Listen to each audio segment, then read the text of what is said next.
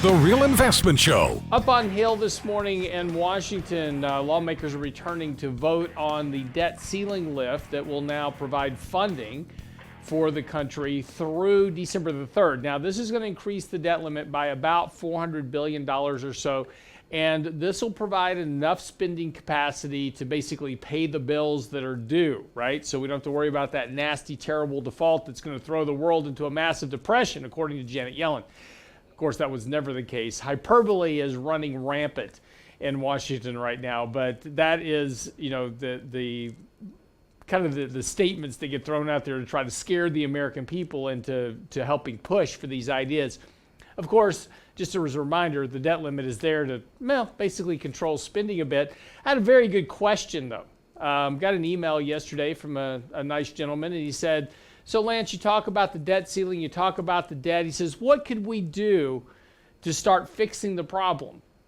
What are some small baby steps that we can start doing to fix our spending problem?" You can't.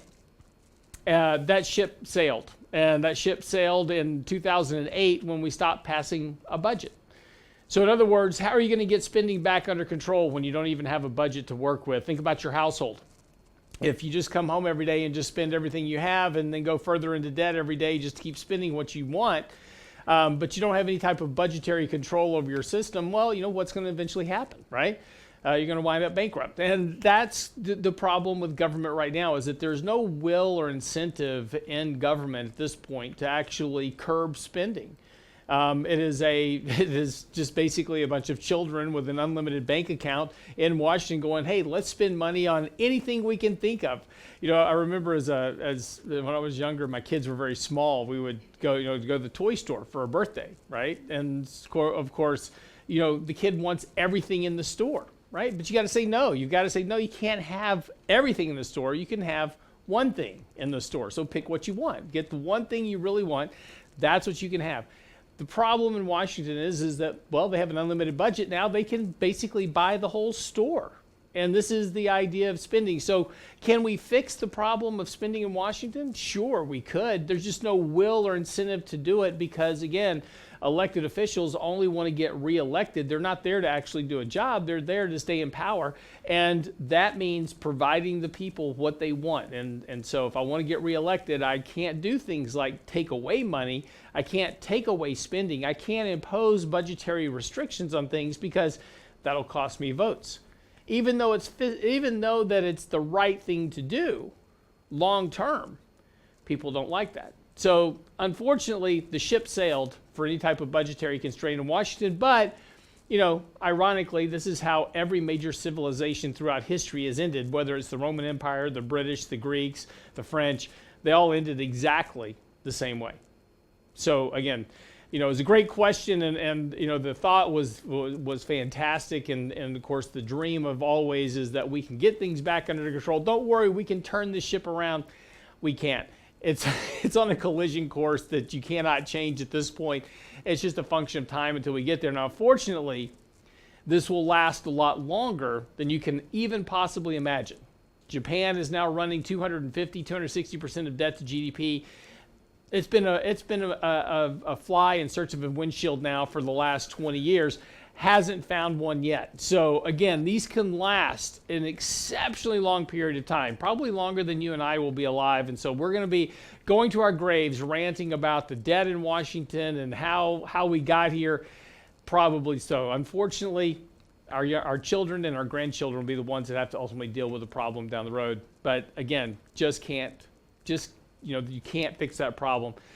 Speaking of kids and grandkids, I was just thinking the other day is that, a lot of kids out running around today, kind of appropriating earlier generations, the 90s, right? They like the 90s stuff. They like the music. They like the dress. They have it, right? It's all yours. You can have bell bottoms made a return there for a little while, right? The one thing that you have that we didn't have is there's no evidence of what we did back in the 90s. There was no cell phones. There was no social media. When we were growing up, there was only one rule growing up. You had to be home by the time the street lights came on. And if you weren't home by the time street lights came on, you got your ass beat. I mean, that was pretty much it, right? But that was really the signal for parents. If you didn't make it home by the time the street lights came on, there was something seriously wrong. They sent the police out looking for you. So, that's not the case today. But yeah, the stuff we got away with, and there is no, thank goodness, there is no evidence of the stuff that we were doing back then. But statute of limitations is long run out. Exactly, it has definitely run out. So, while you may get away with a lot of stuff right now, you're going to wind up getting the debt down the road. So it's all good. And welcome back to the show this morning. So a couple of things. So we're getting ready to kick off the Q3 earnings season as we get ready to move forward here.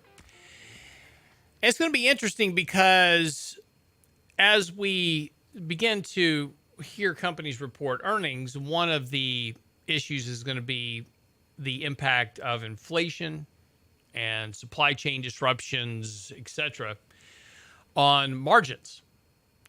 Now, already, if you take a look at what's been happening over the last couple of months, earnings estimates have already been ratcheted down here a little bit as we head into the quarter, kind of expecting a little bit weaker earnings guidance. And this is the game we always play, right? We throw out big numbers and we say, oh yeah, earnings are going to be $150 a share. And then by the time we actually get to earnings season, right, we're down to $110 a share, whatever it is. And then that way companies can beat earnings estimates. And that's the game that Wall Street plays. But, we're watching that kind of playing out real time right now. But again, one of the issues here is that there is a risk of disappointment this earnings season because estimates haven't come down that much, despite the fact that we are watching Q3 GDP growth drop to just barely above 1%. Inflationary pressures are remaining much more sticky than what the Fed thought they would be. In other words, transitory hasn't been quite so transitory. And the supply chain disruptions are really causing problems for companies all across the country. In fact, a lot of the major stores right now are contracting private cargo ships to kind of work around some of the supply chain disruptions. If you got the money to do it, you can do it. I mean, renting a container ship for 3 months is vastly expensive.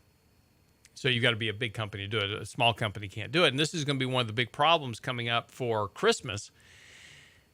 And, looking at that kind of that view going forward is that companies are going to have a couple of problems coming up, which is getting a product to sell. If I don't have product to sell, I can't make revenue.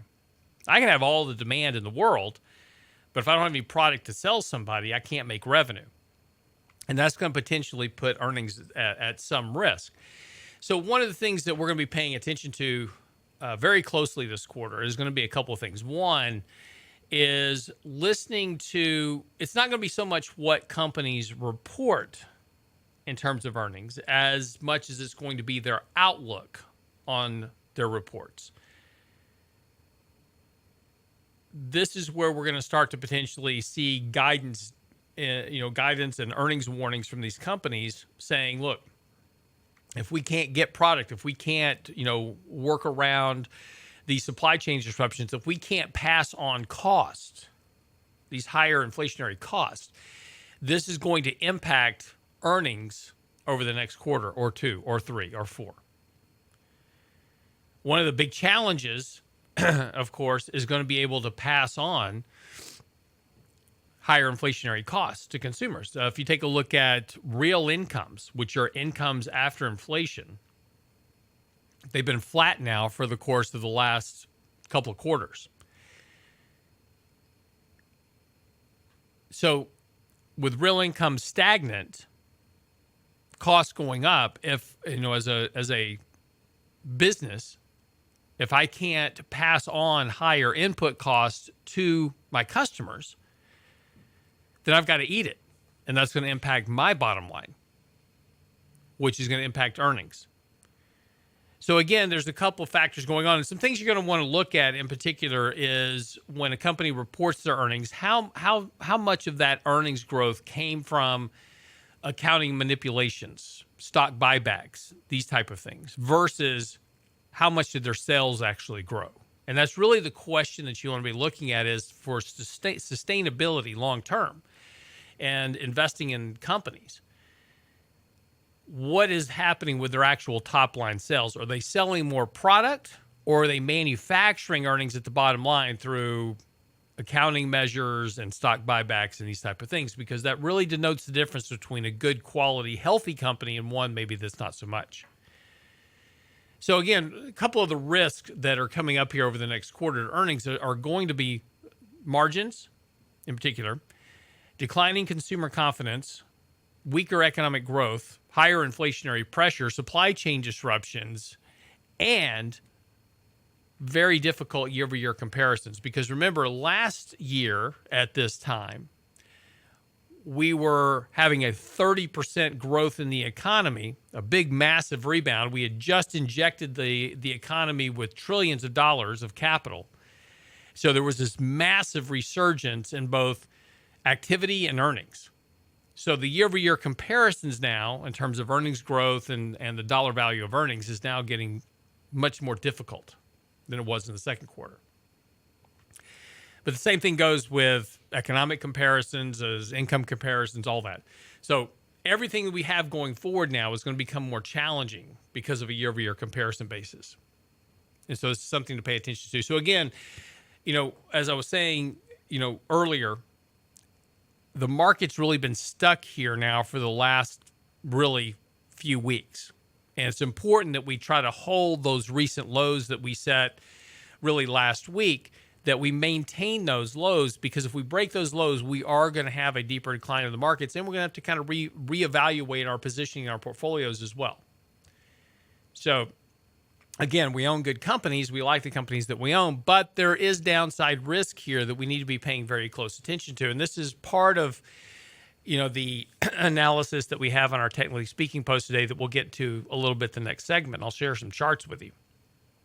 But, as we look ahead, we can't discount the fact that, look, everybody's very exuberant. And Wall Street remains extremely exuberant that this little slowdown in economic activity over the last quarter is just transient, temporary, and that we're about to have a big resurgence of economic growth going into the fourth quarter and into the first and second quarter next year. We'll be growing at 5% economic growth next year. It's not going to happen because you don't have the same supports that you had during the pandemic shutdown.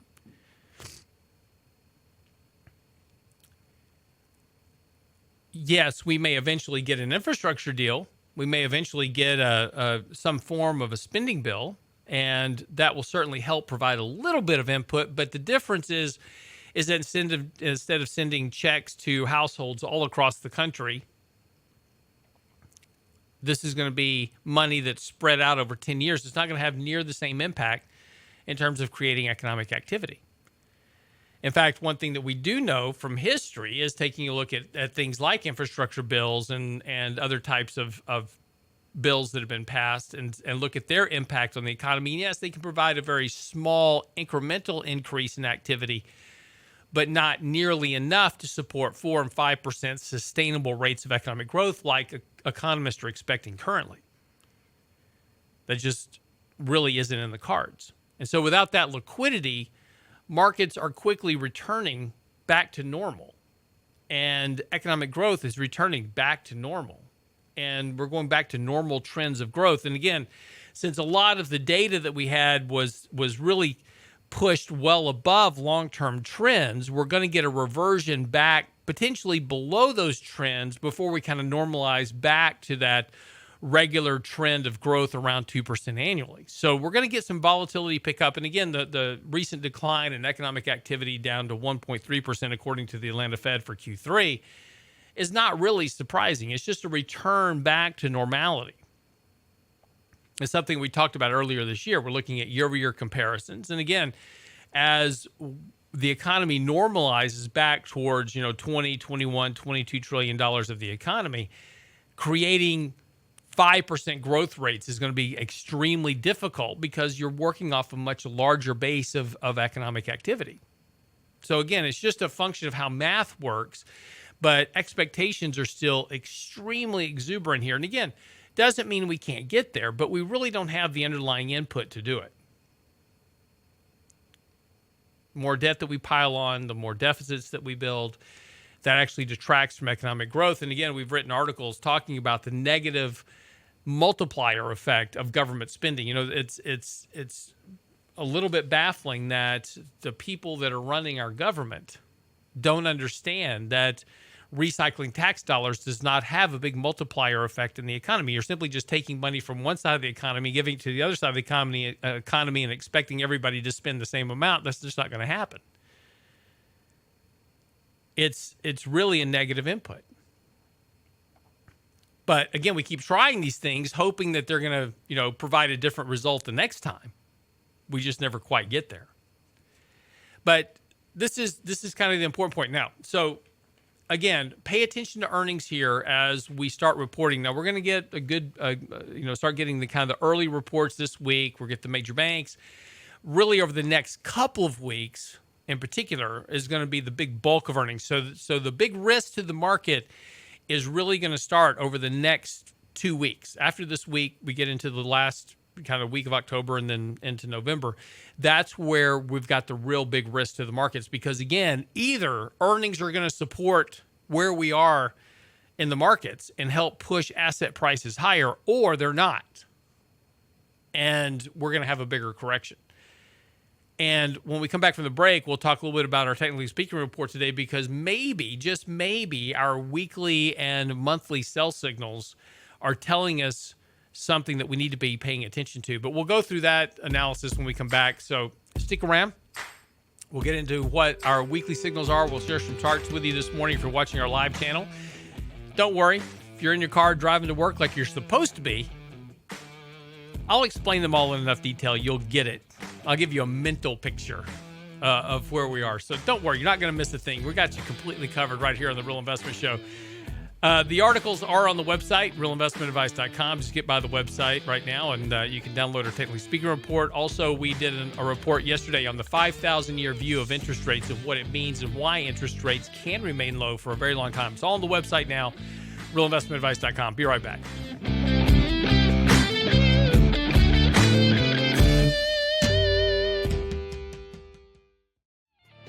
I'm Rose Knight Roberts. Of course, it is the Real Investment. Hey, make sure that you sign up for our upcoming Right Lane Retirement Workshop. It's at the Dominion in Austin. So if you live in Austin and listen to the show right now and are wanting to know anything at all about retirement, your retirement situation, Social Security maximization, income maximization, how to invest in this current market, Medicare, Medicaid, anything you want to know, we're going to be having a live event at the Dominion in Austin. It's Saturday, this Saturday. Simply go by our website, realinvestmentadvice.com. There'll be a pop-up banner to get registered. You can also go to the events tab, click on the events tab to get registered. Love to see you there. It's absolutely free. Seats are filling up pretty quick, though. We do have a few left. But if you're interested in going, love to have you there. Love to see you.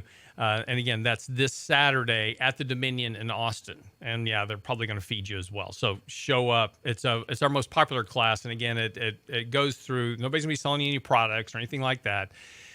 Just simply there to provide you information about your retirement situation. Make sure you're doing the right things. Too much stuff going on in the markets today.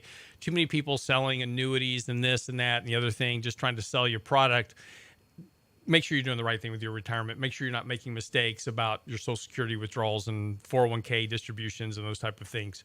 Those things can cost you a lot of money if you don't do them right. Anyway, that class is Saturday at the Dominion in Austin. So I'll be happy to see you there. Okay. Now that the PSA is done, get back to work here. So a couple of things. As I was talking about a second ago, we're talking about earnings. We're talking about the things that are coming up here. And we have a lot of concerns momentarily. Inflation's a problem. Supply chain disruptions are a problem. Declining consumer confidence, weak economic growth. There's a lot of headwinds right now, really, that's facing the market. And you can kind of combine all that with, very high valuations in the markets.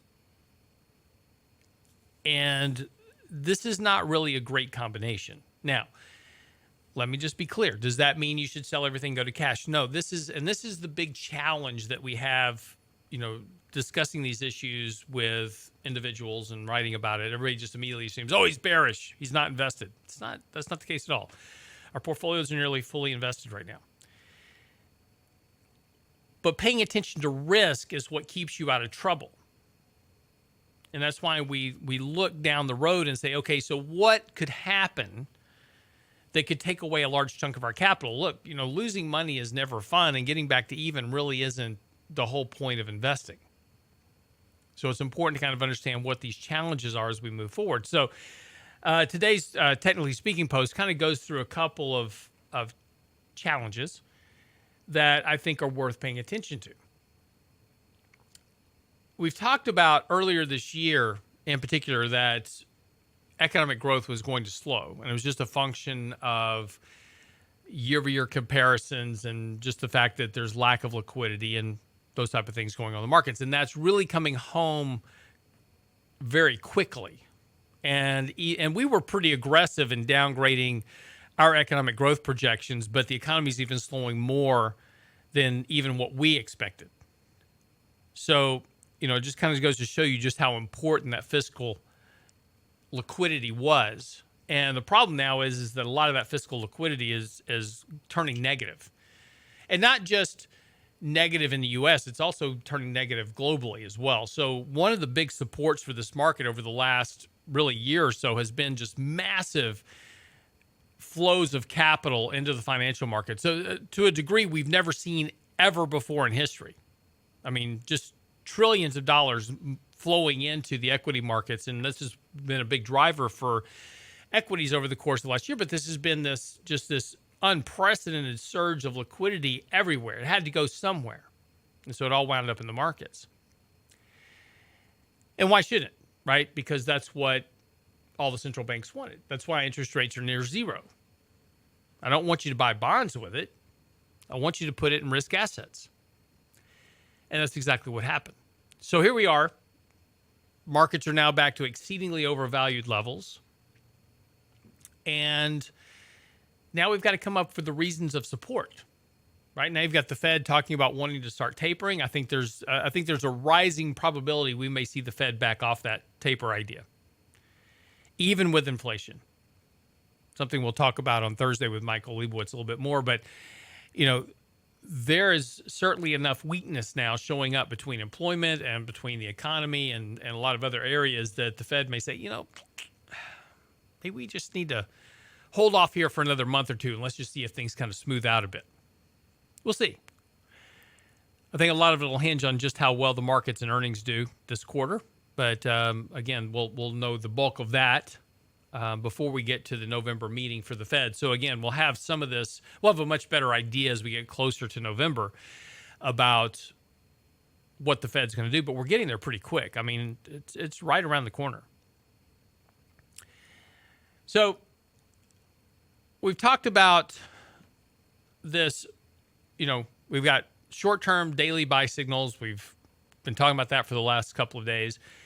And again, when we kind of take a look at, the market itself, we're kind of in this view to where markets have had this nice run up and we're tracking along pretty close with moving averages and the market's still trending positively, right? We've got buy signals on a lot of different fronts as well that suggest that at least in the near term, we should see some upward bias to the markets. Now, again, this is something that is just for now. This is something that could last a couple of days to a week or so, maybe two.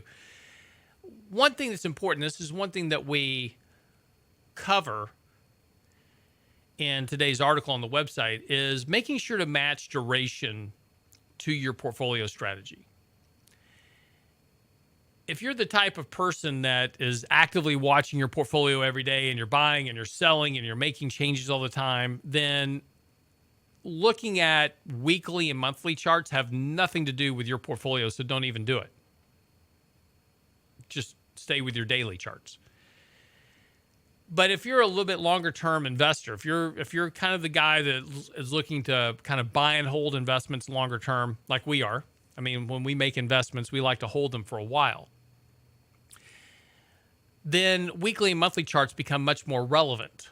So it's always important to match your duration to your charting. So when you're looking at charts for any type of clues about to where the markets are going to go and maybe the kind of risk you're taking in your portfolio. And again, let's be very clear about this for a second too. All technical analysis is, and look, technical analysis gets a lot of bad rap from people because like, oh, it's all voodoo, right? It's just a bunch of candlesticks and lines, and that's just because they don't understand it at all, right? In the most simple form, all technical analysis is a view about the price of the market. What's the price of the markets doing?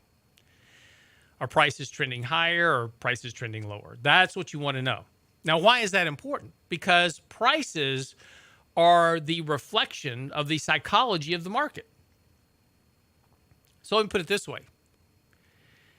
You go to a party and everybody around you is sad. And you're running around the party with a party hat on and jumping up and down and wanting to play 80s music and dance in the center of the room. Now, if everybody in the house is sad and you're the one dancing around the party, is probably you don't realize that you're at a wake. Look, what prices tell you is what the market is doing. You may think whatever you want to think about the market short term, right? I mean, you can be dancing around with a lampshade on your head, but if everybody else is telling you that there's not a reason to be doing that, maybe you should pay attention to the group, right? And that's what technical analysis tells you. It's simply a view of the psychology of the markets. Are the markets bullish or are the markets bearish? That's what prices tell you. So a study of prices helps you understand the risk that you're taking within your portfolio, right? So this is why this is important. And again, you don't have to be a super deep technical analyst. It's not even, it's just very basic stuff. Like you look at a chart and a price is moving up or moving down. That's really what you want to know. Prices are trending lower. You probably don't want to have a lot of your money invested in equities because you're going to lose money, right? So reduce some of the risk. Take some of the money off the table. Doesn't mean sell everything. But again, we always equate this back to playing poker. If you have a really bad hand, you don't bet all in on a bad hand. I mean, you're going to lose. And that's the same idea with the markets, is that when you're investing, you just increase or reduce your bets accordingly, depending on how good your hand is. So again, just being a little bit cautious here is important. Now, when we come back from the break, I want to show you the two weekly chart, the two longer term charts that are telling us right now that we may have a bit of risk here worth paying attention to. And we'll touch on that when we come back right after the break. I'm your host, Lance Roberts. Don't go away.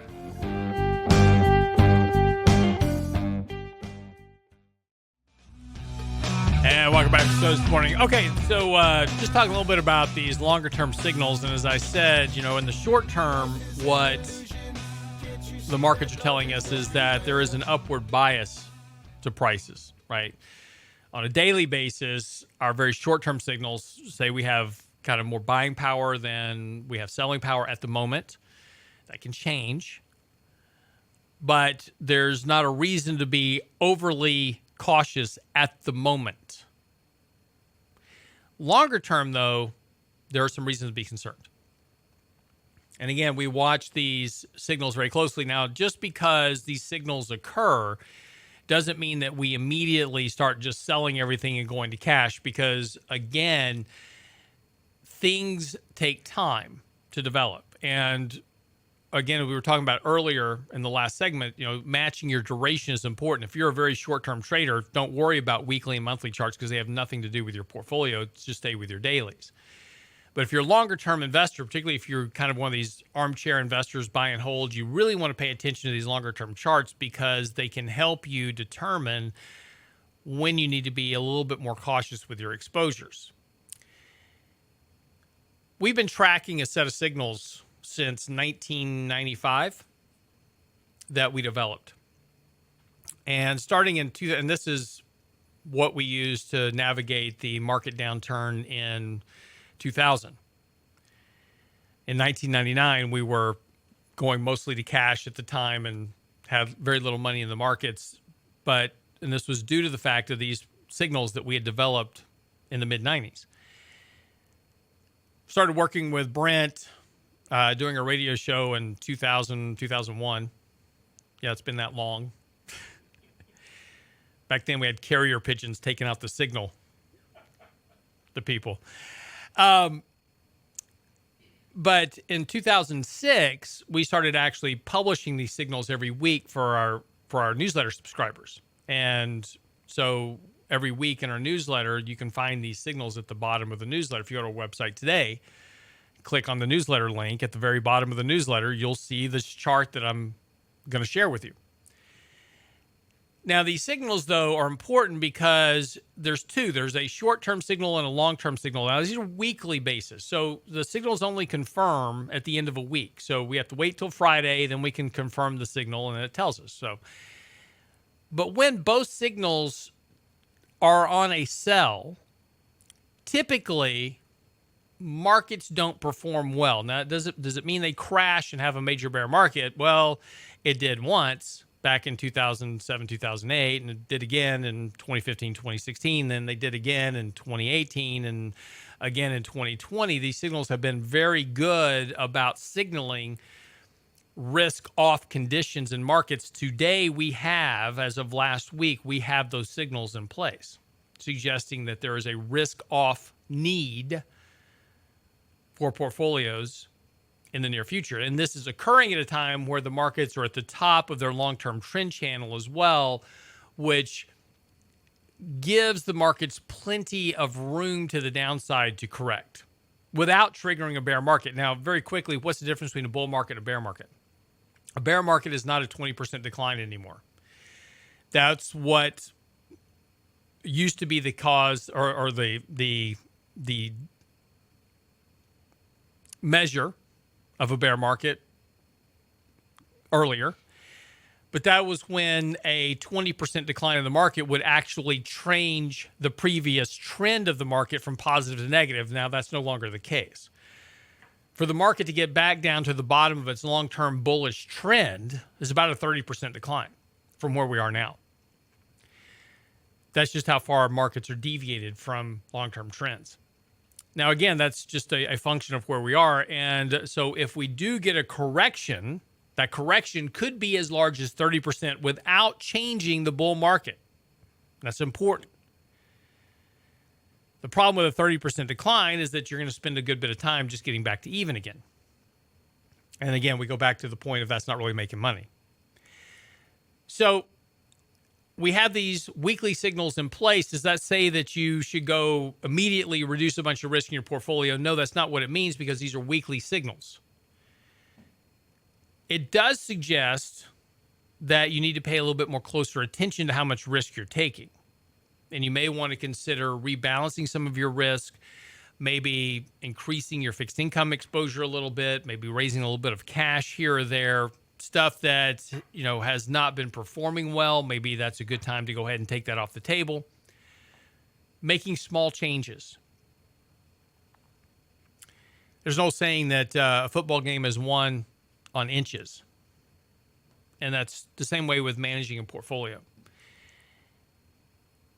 Small changes. The one of the big mistakes that investors make is they start trying to make huge, big changes, and they make these big changes, and then immediately the world doesn't fall apart. And so they go, well, that was wrong, so now I'm going to go put all my money back in the market, and then the market breaks, right? And that's the problem with weekly signals, and that's the problem with monthly signals, is that these signals take a very long time to mature.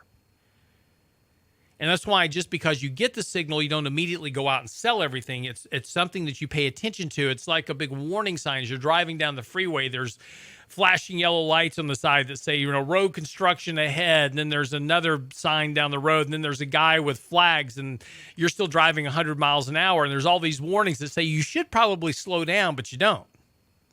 And then there's a sharp right-hand turn with no guardrail. That's what happens to investors all the time. So all these signals mean is they don't mean go slam on the brakes, pull over to the side of the road, and light your car on fire. What it means is just slow down a little bit until you get a reversal of the signal. Now, when these signals become important is when signals are getting confirmation from each other. So if we step out to a monthly measure, now we're looking at a monthly chart. And so now the only time that price changes matter is on the last day of the month. So on the last day of September, we actually triggered a sell signal on a monthly basis. So this is where it gets confusing. Lance, we've got daily buy signals, we've got weekly sell signals, and now we have monthly sell signals confirming the weekly. We should all be in cash, shouldn't we? No, that's not what that means.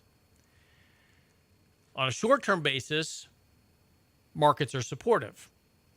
So we want to participate on a monthly basis right now, but we want to be aware that the longer-term signals are in place, suggesting that there is underlying risk in the markets. In other words, the markets are telling you they're concerned about economic growth, consumer confidence, earnings growth potential, valuations. That's what the market's telling you. The last time that we had monthly sell signals in place was in February of 2020. The only other time before that was going back to December of 2017. And before that was in late 2014, heading into the 2015-2016 double correction that we had. So again, these signals can come early, and you may disregard them because, well, Lance said there's a monthly sell signal and nothing happened. The signal that occurred in late 2014, there was very limited upside to markets after that, and then you went through double back-to-back declines. If you would have sold out entirely in 2014 and came back into the market when you got a buy signal, which was in about March of 2016, you would have missed nothing because the markets were lower than where the signal was when it triggered. But again, for most individuals, they can't go sit out of the market for, a year and a half waiting for the signal to reverse. And that's why it's important you have to measure what these signals say relative to your portfolio outlook and what your duration is.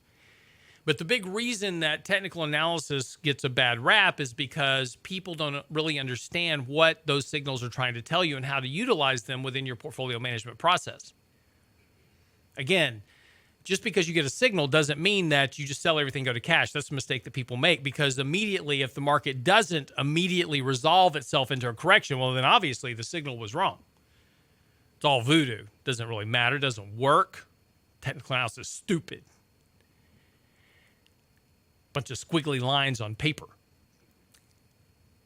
But more often than not, again, let's talk about the signal in late 2017. So December 2017, you get a money flow sell signal on a monthly basis. Market runs up, has a huge run in January of 2018. It's like, well, obviously that signal was wrong. Then you lost 20% of your money. And then you lost another 20% going into December of 2018. Then you get a buy signal in January of 2019.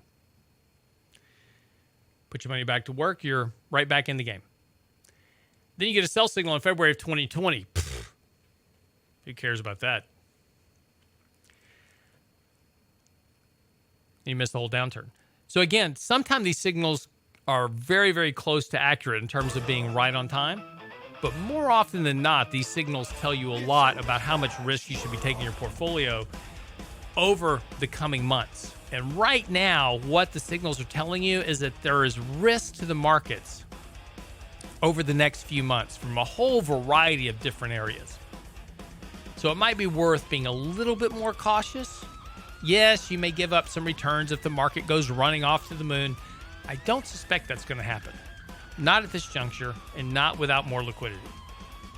Anyway, That article on the website now explains the whole thing. Go by the website, realinvestmentadvice.com. It's on the website, realinvestmentadvice.com. It's our Technically Speaking report. If you're a subscriber to our email list, which you can simply do at our website just by subscribing, we'll email it to you here in just a little bit. You'll have it in your email box too as well. So again, go by our website, realinvestmentadvice.com, and also check out our daily commentary. That's up now, and our 3 minutes in markets and money will be out here shortly. Don't go away. I'll see you tomorrow. Bye.